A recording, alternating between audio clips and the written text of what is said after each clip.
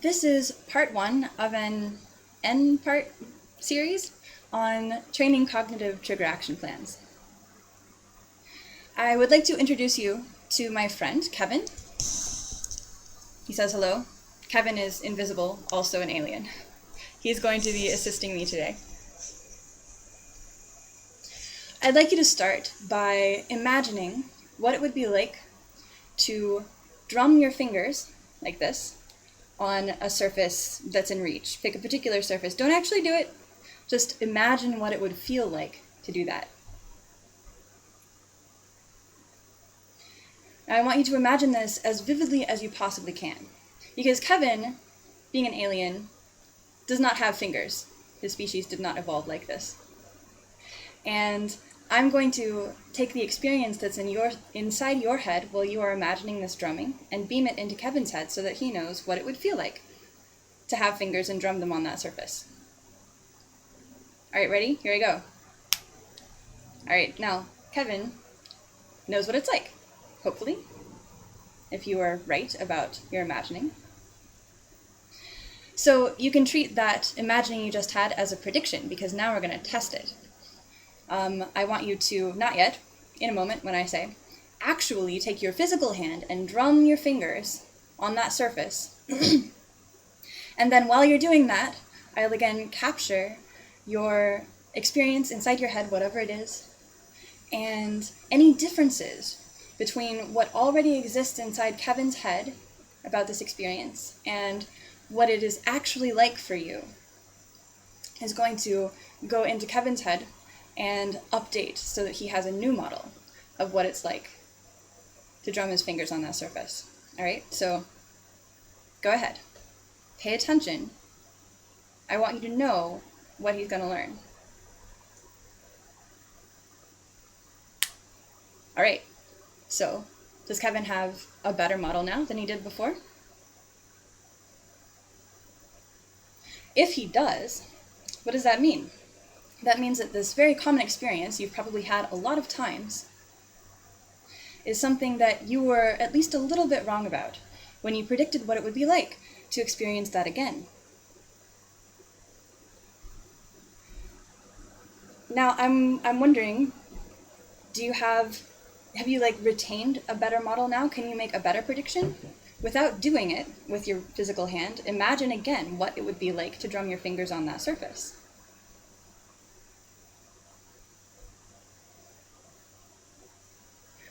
All right, now test it physically in the outside world. Was your prediction better this time? So now we're going to step it up a level. That exercise dealt entirely with what I call outrospection, our senses that let us receive information about the external world. Taste, smell, touch, sight, hearing. And this time, instead, we're going to work with introspection. We're going to imagine something that has no component in sight or sound or touch or any of those.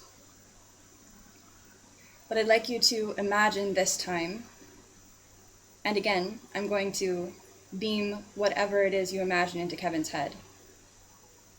I want you to imagine happiness, what it would feel like to experience happiness. Kevin has alien emotions, so he's never felt this before. I mean, don't be sad.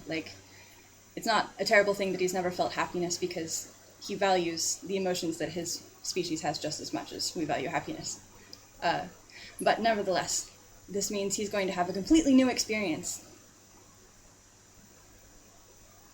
So as though you're making a prediction, imagine happiness.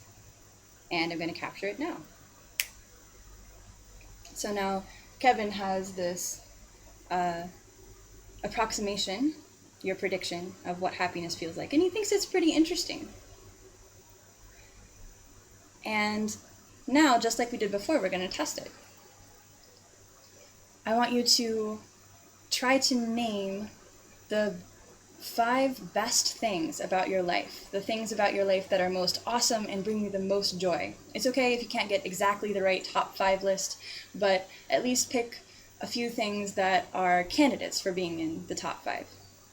And as you do that, if you experience happiness, actual happiness, while you're doing this exercise, I want you to snap your fingers, and that will cause the thought, whatever experience is in your head at that time, to end up in Kevin's head so that he has an updated version of what happiness is like. All right, go ahead, give it a try.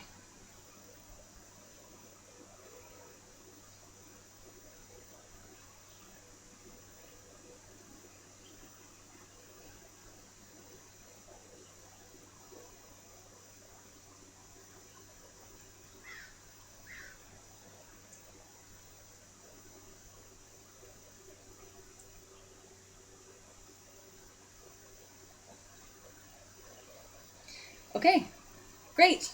Now Kevin knows what it's like to be happy. I think that makes me pretty happy. It's cool. So you can be wrong about very common experiences that you have all the time. And you can improve your model by making a prediction about what those experiences will feel like, and then testing it.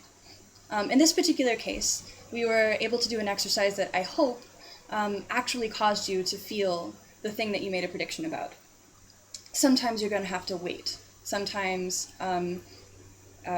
if you are making a prediction about confusion, what it would be like to feel confused, you're maybe just going to have to go out into real life and wait until confusion happens and then snap your fingers, and at that moment pay attention to the difference between that experience and what your prediction was. In the next video, we will apply the skills I hope you learned here to a real-life epistemic cognitive trigger action plan that will hopefully give you stronger tools for believing more and more true things in the future.